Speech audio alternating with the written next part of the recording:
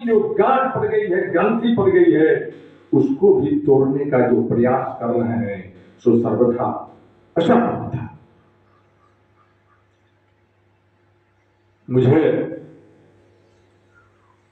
यह विषय खल रहा है मुजफ्फरपुर संत समाज के हमारे साथियों, माताओं और बच्चों के लिए कि आज के ही दिन को उन्होंने महत्व नहीं दिया। साथियों, जो ज्ञान सदगुरु सदाफल देव जी महाराज का हम लोग प्राप्त किया है, उस ज्ञान को इस धरा पर लाने का जिन्होंने काम किया, उनकी जयंती को हम लोगों ने महत्व नहीं दिया। ये हमारे लिए दुर्भाग्य है।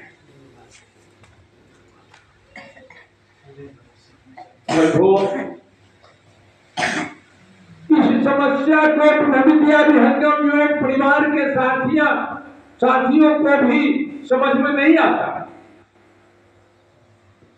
यह कितनी बड़ी समस्या है। इस समस्या के कारण न जाने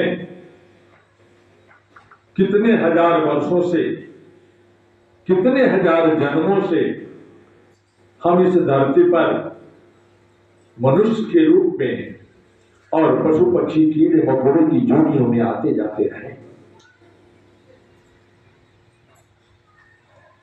इसका कोई उपाय नहीं था। और एक बार जब मनुष्य का शरीर छूट जाता है, आप मनुष्य का शरीर एक बार पाते हैं, इसको ध्यान से समझिए। और वो एक बार यदि आप ब्रह्म ज्ञान से नहीं जुड़े, ब्रह्मनिष्ठ सदगुरु के सानिध्य में नहीं गए, उनके ज्ञान को नहीं अपनाए, उनके चरणों की सेवा नहीं की और उस ब्रह्म ज्ञान के धार से नहीं जुड़े, तो फिर 84 लाख अनुमानित जोनियों में जाने से कोई नहीं रोक सकता।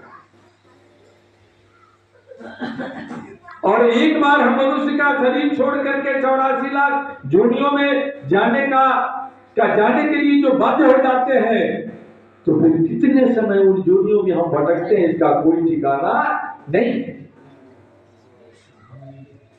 और उन जोनियों में हम ब्रह्म ज्ञान का अभ्यास नहीं कर सकते, ब्रह्म विद्या की साधना नहीं कर सकते। हमको सदगुरु का ज्ञान कैसे मिलेगा? हम तो मनुष्य का जब शरीर पाते हैं तभी विवेकशील प्राणी होते हैं और उसी विवेक से विचार करके हम अपने आत्मा के कल्याण के लिए प्रयास करते हैं। हम सभी भी यज्ञ करते हैं। यज्ञ के आचार सदगुरु की कृपा से सब जगह उपलब्ध हो गए। वैदिक मंत्रों द्वारा हम लोग क्या कामना करते हैं? हमारी आपकी क्या उसमें मनोकामना होती है, इस पर चिंतन करिए। हमारी आपकी जो भी उसमें मनोकामना होती है वो प्राकृतिक ही होती है। नश्वर वस्तुओं की मांग हम करते हैं। एक जगह सदगुरु सदाफल दिव्य महाराज ने किया, बाबू कहाँ रह गया? 1 लाख वैदिक मंत्रों के साथ उन्होंने जो यज्ञ किया, उसमें उनकी क्या मनोकामना थी? ढेर सारा आश्रम बन जाना नहीं, उनके बच्चे IAS IPS हो जाए नहीं, उनके परिवार का हर तरह का विकास हो नहीं। उन्होंने विश्व के तमाम उन आत्माओं के लिए सोचा